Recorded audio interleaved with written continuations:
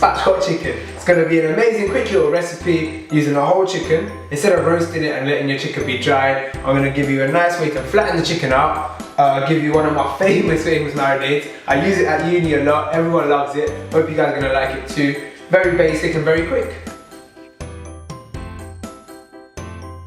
So first things first, you want to untruss the chicken. Just remove the strings that attach the chicken together. And then you want to flip the chicken over so you can see the backbone. And what you want to do is with your knife or a pair of scissors, you want to cut either side of the backbone. This just removes the backbone and allows you to flatten the chicken out. So just put your knife through. And if you've got a nice sharp knife, it will just run straight through. It is a bit gruesome, you would believe, but it just means that the backbone comes out.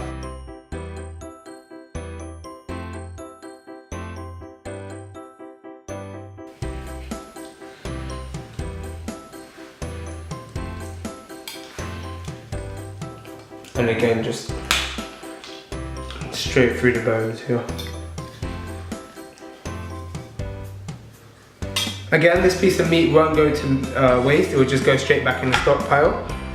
So now you've removed the backbone, you can see the chicken already flattens out a bit. The next thing you want to do, which is quite important, is right here on the rib cage, here, if you just nick it slightly, just a slight little nick, that breaks the bone, and then if you slowly just from below, pop it out.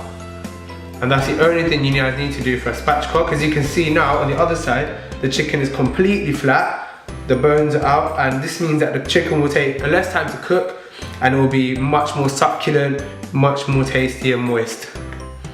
One other thing I'm going to do just to make sure that the marinade that I'm going to make now permeates the chicken, I'm just going to score the chicken very slow along the legs and the breast. And this just allows the meat, the marinade just to obviously penetrate the chicken, allow the flavour to really infuse. So you spatchcock your chicken, and now what you want to do is make the marinade. So the first thing I always do for a chicken marinade is I go in with 1 knob of ginger and 4 cloves of garlic. So I put that in. Straight into a blender, you can use any blender you want. I also go in with coriander, about a handful of coriander, stalks and leaves, they both add good flavour. Let's give it a fold and add that in. I'm also going to go in with 1 tablespoon of thyme and 1 teaspoon of oregano. Dry. You can use fresh, obviously. I got them in my pantry, so I use dry. And I'm also going to go in with 1.5 teaspoons of turmeric powder. Turmeric's an amazing umami flavour that you can use.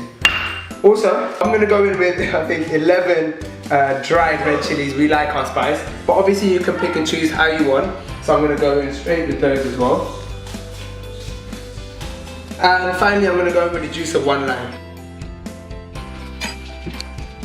To help the blending process, I'm going to go in with 4 tablespoons of extra virgin olive oil. It's about 4.5 seconds.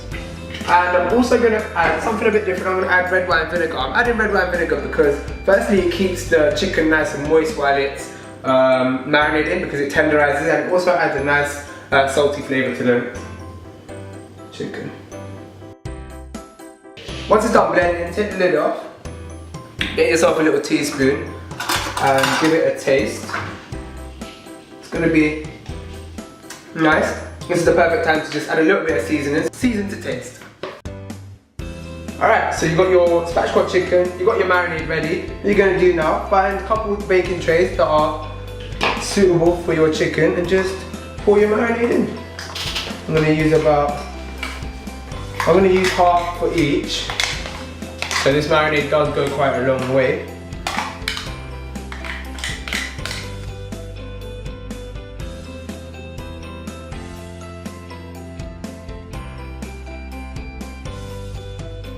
So once you marinate up your chicken, you've got a beautiful colour on both sides, put it in the fridge and let it marinate for about an hour, up to overnight, just to let the flavours infuse into the chicken. Let that preheat away while you come over to your stove. Get yourself a nice griddle pan. Griddle pans are the ones with the horizontal lines coming through it. That gives you nice charm. Get your pan searing hot, add your oil in, just a generous dousing of it. Spread it out. And then add your chicken straight in.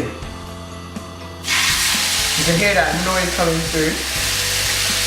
I'm searing it just to get a nice sear mark on the chicken and just to trap in all the flavours. So sear it on each side for about 2 minutes. You can see you get a beautiful colouring on the chicken. Do the same on the back and then put it on your pre-lined baking tray and put it in the oven for about 40 minutes. After about 2 minutes, take it off the heat and move it straight over.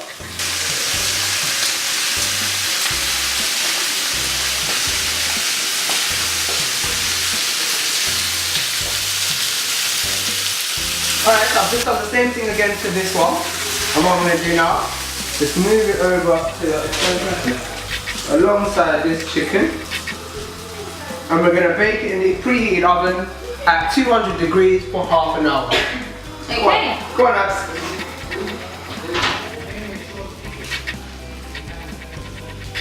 That is beautiful.